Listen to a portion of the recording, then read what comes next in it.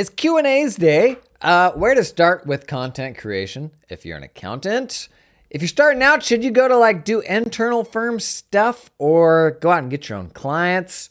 Some more questions about firing clients, AI bots, my practice management system tier list. Spoiler alert, I'm not going to give it to you, but we can talk about my framework for how you should decide on yours. Come on in, the water's warm. What a weird expression. It's kind of gross if you think about it, right?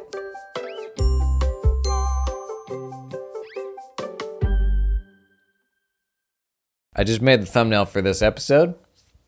It was my best version of duck lips, or my understanding of how you're supposed to do duck lips for Instagram, stuff like that. So let's talk about content. Where to get started with content creation if you are an accountant. Buddy, let me tell you, you are already overthinking it. That's just how this stuff goes. We plan, especially accountants, and we're like, well, what if this ultimately isn't the niche that I want to pursue? And all these 200 IQ things when you still suck at it because you haven't started it. Ultimately, what will make you good at social media is doing a bunch of social media. So think, what is the best way to get my first 1,000 tweets out of the way? What's the best way to get my first 100 YouTube videos out of the way? My first 100 articles on LinkedIn out of the way? Because ultimately, it's not a huge deal what all the specifics of them and who they're for and all of that. Because when you start something new, you're just going to be really bad at it.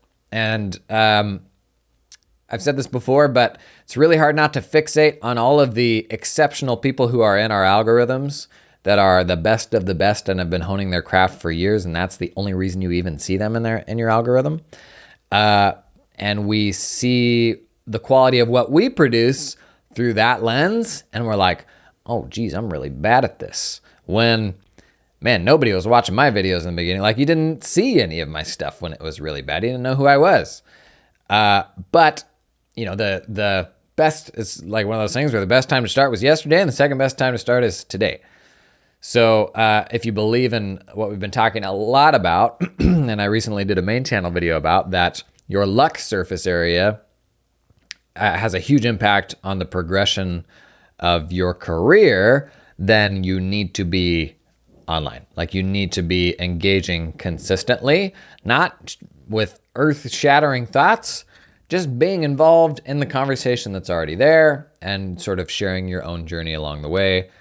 So much to be gained by it. It's literally what my entire career stemmed from now was a whole bunch of lucky things happening that I could have never foreseen. I still feel like an accountant, but I'm doing podcasts and videos and stuff like that.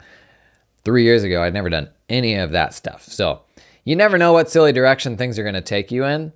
But putting yourself out there is step one. Otherwise, the world doesn't know that you exist and you're not experimenting to find what you love. So where to start with content? Just get started. I talked about this a bit on that show we did with Hector Garcia, publishing under your name personally or under a brand's name. I think it is really, really hard to build a brand social presence. Think about the things that you follow and what the percentages of brands versus of people. For me, it's 99 people for every one brand. I don't think you're really stacking the deck in your favor, especially early on if you try to do it through the lens of a brand, because ultimately people only care about people. And if they are interested in your brand, it's probably because they know that you're behind it and they're interested in you. So just be you. It is okay to be you. I don't think you are anchoring yourself to this forever commitment if your goal is to then convert people to be your customer based on your identity. I don't think that necessarily means that you're going to be the one hand-holding them. My accountant community is a great example. We've got over 300 firms in there, and that is not an access to Jason community. It's a peer networking community. It's a group of people who this sort of thing resonates with. And so you come in from day one and you have a whole bunch in common with a lot of other people to do what you do. And it doesn't take me holding everybody's hand through that to make it happen. So I think there's plenty of ways to be yourself online, and ultimately long term that lead to a positive business outcome that you don't necessarily have to be at the middle of. But just start. You're gonna be bad at it. Don't overthink it. Just start. Make it as easy as possible for you to do that thing consistently. Okay, Herman chucked this into a YouTube comment. When it comes to client firing, and we talked about how like my approach is to just have an annual cadence where clients know every year you decide who you're letting go of and who you're gonna re-engage with. It depersonalizes firing clients. If you haven't heard that episode, that's like the best hiring advice I'd ever heard. The question from Herman specifically is, do I recommend firing clients before you reprice all of your clients, or do that like kind of, I guess, after you reprice all of your clients and figure out what you're doing going forward? I fire clients before any repricing. I think a trap there is, and a lot of us have seen this happen in the wild, where you keep a client because they're willing to pay X. But at the end of the day, like, there's just like, that's a slippery slope. I don't know that there's any price. Clients shouldn't be able to buy their way out of being an asshole. And that can go especially sideways when they know that they're paying top dollar, and it actually fuels that a-hole fire even more. It actually enables them. It's one reason why I'm not a huge fan of like rush fees for getting a tax return done quickly, because if they pay extra, they're like doubly entitled. Like, now you need to get it done because I gave you extra money to get it done. I think it was Adam Shea that told me about this and their experience trying that, and it kind of backfired. But no, like, there is no price for ultimately your team's patience and your own kind of longevity and all that. So I make those firing decisions generally repricing aside. Now, I shared in that YouTube, like, pricing, like, that it is a factor in the formula of how I make those decisions, but it's not a very big one. And I actually want to avoid I generally want to avoid the profitability factor impacting who I'm going to let go and not let go. It is really easy to get lulled into like, oh, that's going to be this much money or this much profit, when all of the reasons that you want to get rid of them are not profit motivated. So I try to separate those two things. Other question was, do I have a list of like set criteria, or do I go more by gut? So I think in that video I outlined phone pickup ability for me.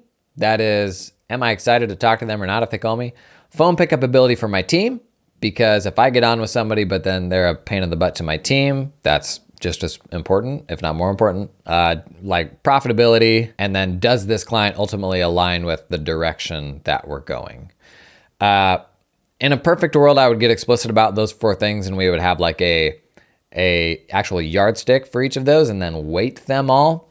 I never got as far as like doing that in a super explicit way. That's probably something I would have tried to tackle in the next couple of years, because there's value in actually having that measurement year over year also. So it's somewhere in the middle. It's not just a gut feeling. We try to get more explicit than that, but we never went as far as like doing this like formalized census and actually putting all that stuff in one place. But that's just my recommendation for some version of how to approach that, the factors you want to take into account. Hey, this episode is sponsored in part by Canopy, the practice management system. Canopy unlocks the firm that you always wanted. Think about it. Close your eyes, lean back in that chair. What is the firm that you always wanted? Oh wait, Canopy unlocks it. And they do this by unclunking accounting firms with an end-to-end solution that makes your tech stack feel a little less stacky, because it's end-to-end. Putting our customers first with world-class user experience, support, education, and innovation rooted in customer feedback, working well anywhere and for any size or type of firm, wherever you are now and wherever you're going. Multiplying your efforts so your practice requires less proverbial midnight oil. You know, sidebar, if you go to the conferences, Canopy's got like, they always do some like really good little like sort of, you know, the stuff that they use to like trick you into coming to the booth. Well, this year they've had like Legos out there. Maybe you double down on the midnight oil thing, you know? Maybe like, I don't know, give away a little actual midnight oil. I guess it would need to burn too, but that one's free. I think it's a good idea. Delighting your clients with a modern, easy-to-use portal that helps you get the info you need when you need it. That is Canopy. Check out the link in the show notes to learn more. This episode is sponsored in part by Client Hub. This week on Tales from the Hub, let's talk about let's talk about partnership, okay? Last week, super smart accounting firm, they were at Scaling New Heights. And while they were there, they got to meet Judy and Sarah from the Client Hub team. They had a booth. And let me tell you how good it was to connect. Learn that there's a real team behind the tech that you use, actual squishy human beings. And you know what else? They felt that there was a real partnership there, a real bond between their firm and the folks at Client Hub. They realized Client Hub was about three things: being great listeners, being forward thinkers, and third, being community builders. By listening, they could be genuinely interested in what the firm told them about their clients' needs. By being forward thinkers, they were blown away with their vision of your firm on GPT. What? And all the magic features Client Hub is working on? Okay, what a tease. And finally, by being community builders, Client Hub could connect them with others who were happy Client Hub users. They had a great time at the conference, hanging with the Client Hub folks, and told everybody about it. Told everybody to get on Client Hub, because partnership's what it's all about. At the end of the day, you know, just bringing people together. That's it for this week of Tales from the Hub. Check out Client Hub at clienthub.app or the link in the show notes. Accounting newbie asked if they're getting into the profession, should they do stuff for firms first or just go straight into doing client work? I would say the two are not necessarily mutually exclusive. There's you're going to learn a different set of things doing each. The risk of just going into working for other people's firms is you don't learn anything about entrepreneurship and doing your own thing and managing clients if that's something you ultimately want to do. There's a lot of folks who go to work for a firm and then they start exploring, is this something that I would want to do for myself? And they find that they don't enjoy that. And that's a really hard thing to manage because it has a different set of challenges.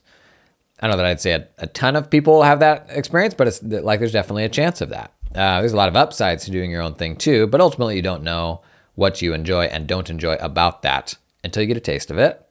The risk of going straight out and doing your own thing from day one is for all of the negative trappings that you can learn from accounting firms and how they work. There's also a lot of positive things you can learn from accounting firms and how they work. So if you're thinking about going to a very traditional, old-timey firm, or if you're looking at going to a regional or Big Four to do audit when ultimately you want to support SMBs, that's probably not super relevant experience if your goal is to ultimately taste the waters of running your own firm. If you're going to a more progressive firm that's got systems and takes care of their people and all that, that's probably phenomenal experience. And there's a ton of progressive firms that listen to this podcast. And admittedly, right now, I don't think I'm doing enough to connect those folks with the progressive people that are looking for new roles listening to this podcast. If you got a firm that's hiring a role, chuck it in the comments. That's totally inbounds. So I would say the two aren't mutually exclusive. You could go part-time for a firm. You could do some client work on the side while going full-time for a firm.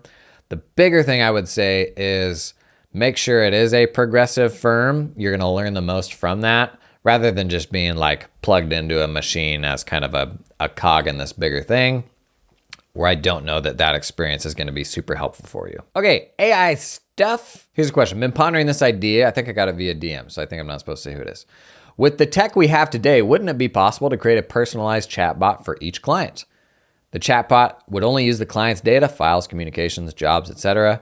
as context, but can also include practice-wide info hey, don't forget the deadline to file X return is coming up. Yes, you could. So we've talked about chat thing and all that. I think I'm going to do a YouTube main channel video about use cases for AI chatbots right now because they're just so easy to build. You could use them for marketing purposes, for just having a different, more interesting client experience around that chatbot. But yes, you absolutely could build a chatbot that's tailored specifically to a client's experience. The problem right now is you literally have to do, the only way I'm aware of how to do that is one by one by one, making those bots individually. So you create a bot, this is client 123's bot, here's all the context. You create the next client, here's all the context. And that's a lot of work, obviously. I also don't know how to sync the context of each bot individually to a client's set of files, which will be changing over time, and get those things to update automatically.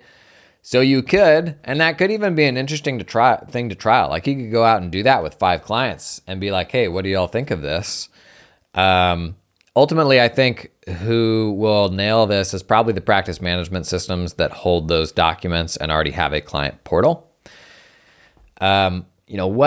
What that client portal looks like over time may skew more towards chat. Like some people are kind of working through that right now, like, Digits and their rollout of their chat with the ledger sort of tool. Like their app is beginning to now start maybe looking a little bit more like chat. They've got a side panel that's there like anytime you're doing stuff within the app. On their mobile app, they're working on mobile app support for chat with the ledger.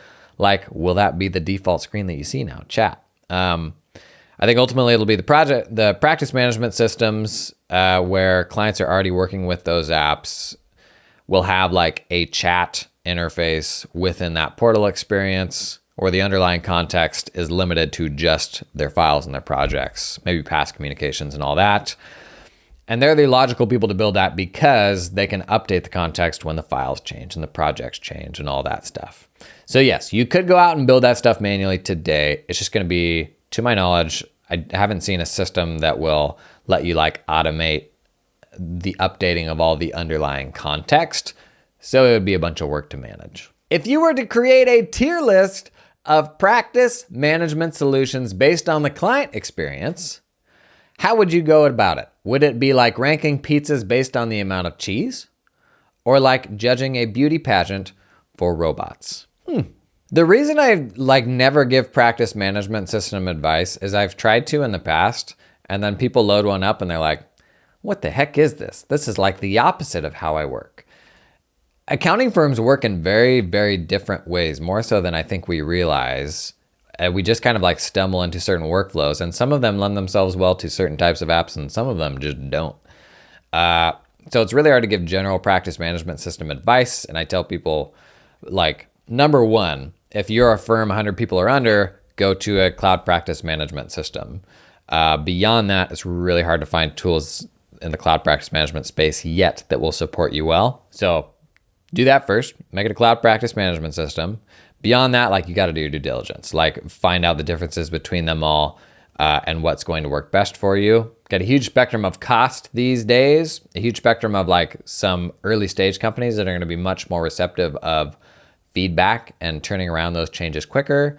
But then the larger platforms are going to be more suited for like a growing team, probably a little more feature rich too. But features are so firm specific at the same time that it's like I don't have a way to give that advice. That being said, more abstractly, like what would a tier list based on the customer experience look like? The one that we've talked about a lot that's a really big deal to me is requests and how you request information from clients. It's, to me, the number one like productivity hack in an accounting firm that not enough people are leaning into yet, is using machines to automate your requests for things and using your humans for all the other stuff. So if you have a set of things that you have to gather each month for month-end close, stage that request in your practice management system so that it automatically goes out on the first, and they automatically get reminded until they submit all that stuff and resolve those requests. And there's a lot of platforms now that will do that for you. Requests have gotten a lot of investment from PMs in the last 2 years, which is great. And even on the tax side, if you think about the mountain of things that you need to request for tax returns, imagine that little army of robots getting cut loose on February 1st or something like that, and then automatically following up for every single detail until you have it all, so you don't have to touch it until the client has acknowledged they've gotten you all of those things. We just spend so much time figuring out what we have and what we don't have, and then sending the questions, and then following up on the questions, and then you come back to it 2 months later and you do the whole thing again from scratch.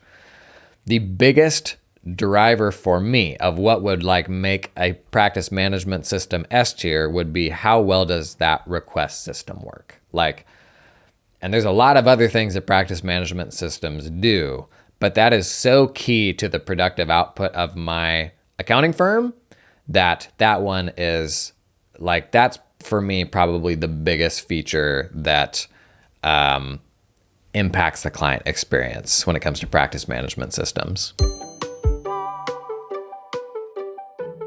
This episode is sponsored in part by Xero, because you know what?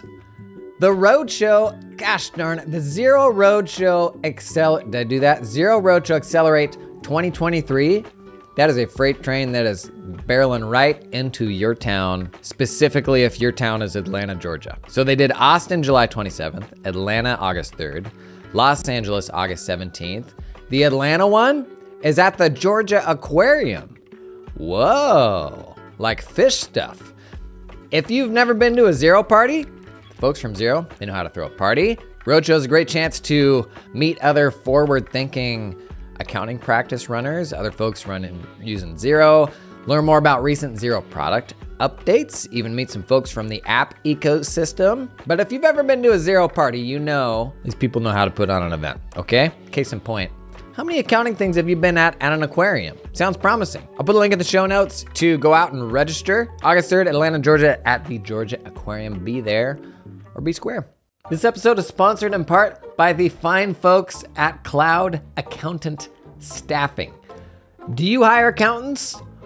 Bless your little heart. Not the best part of the job, in my opinion. Not something I ever enjoyed. Well, listen, you can build your accounting dream team with talented offshore accountants in the Philippines that work 100% full-time for your firm.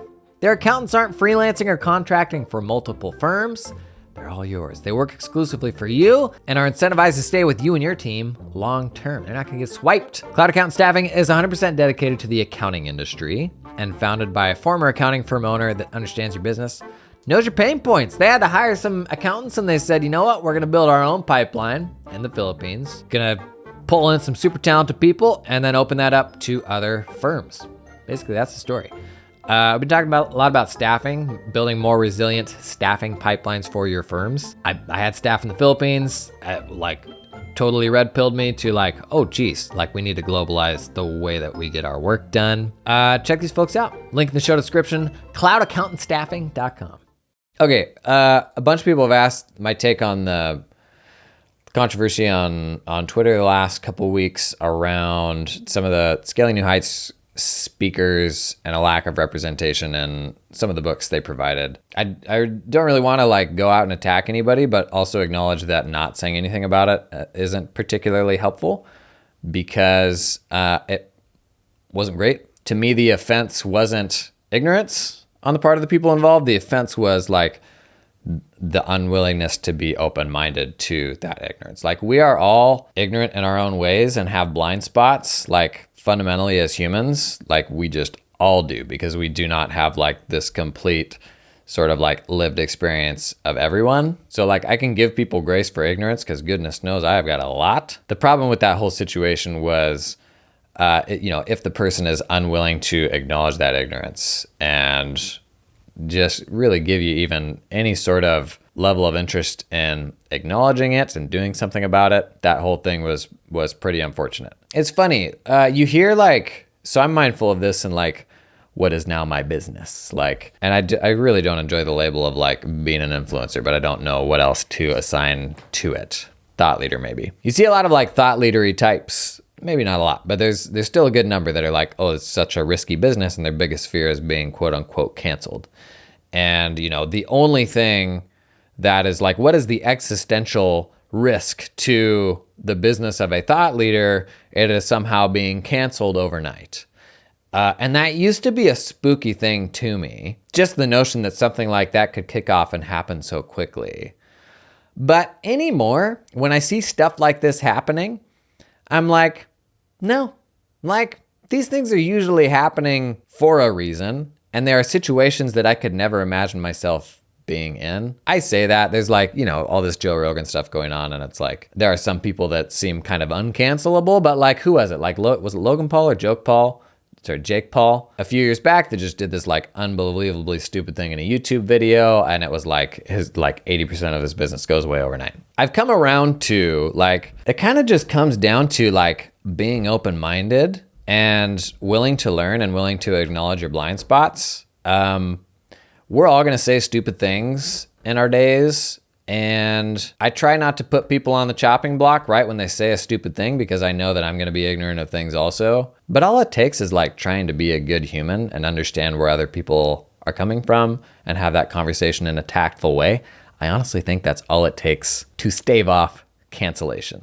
And so that used to be a scary thing to me. Like anymore, like it really isn't. Like it's not a super high bar. Like you just have to be open-minded and understand where people are coming from. And that, I think, is where that whole situation went sideways. It just didn't turn into a constructive dialogue, and the frustration stemmed from this sort of unwillingness to even have that dialogue. It's too bad. It's very unfortunate. Okay, thoughts on charging clients based on a percentage of income. Any of y'all do this? I would love to hear in the comments your experience, good or bad, if you have experimented with charging clients based on percentage of income. I did it for a while on dental clinics.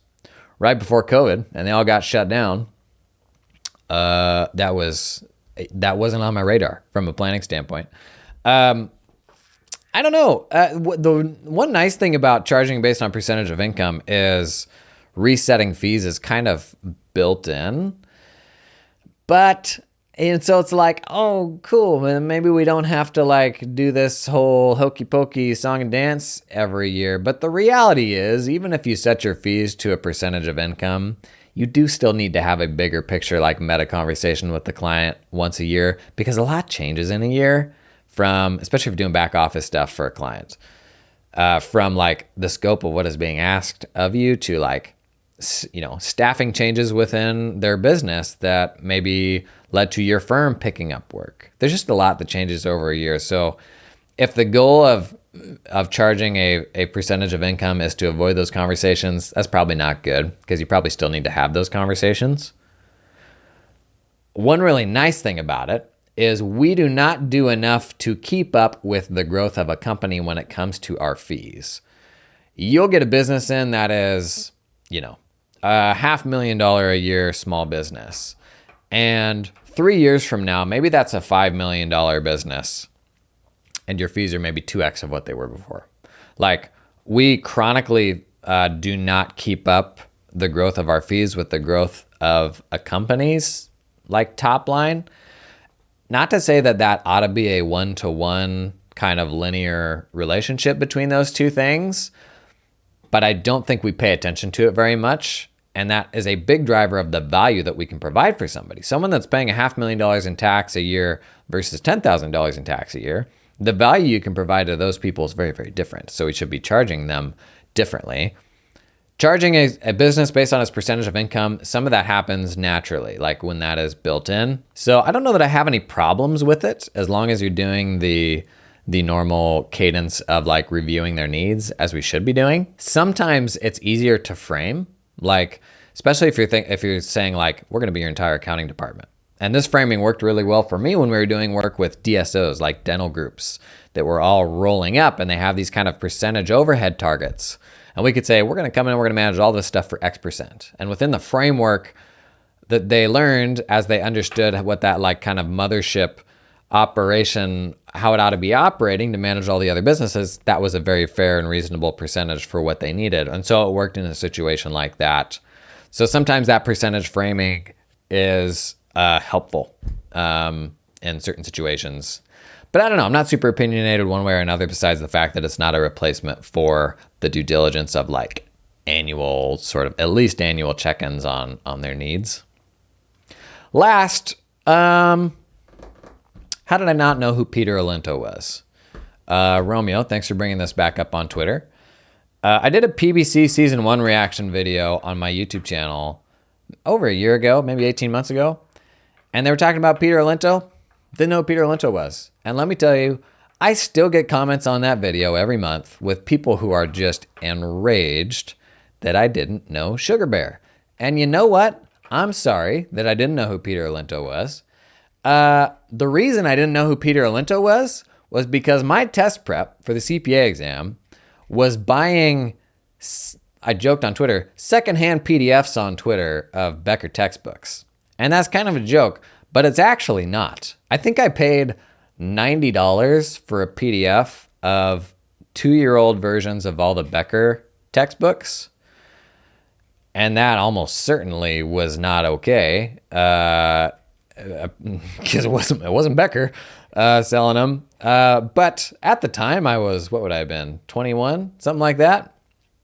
I was going out to work for a small firm who would not pay for my CPA test prep.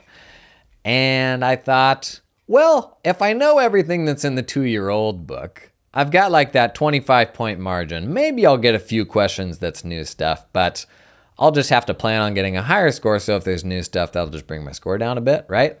That was all I did. I did that, and then I got like a $400 Wiley test bank. And so I think I was like less than $500 into my test prep stuff. And so that is why I didn't know who Peter Linto was, okay? I can hear your test prep privilege coming through. Evidently Peter Linto was like the Becker guy that did all of the CPA test prep things. So I'm sorry, I'll do better.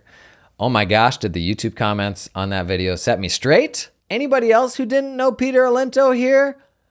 Would love to hear from you. There's got to be a lot of us, right? Okay, that's it. That's all in jest. It's fun. Thanks for coming and hanging for Q&A Wednesday. Keep the questions coming. I'm getting behind. So like these are kind of like couple week old questions at this point. But keep those questions coming and I'll see you tomorrow.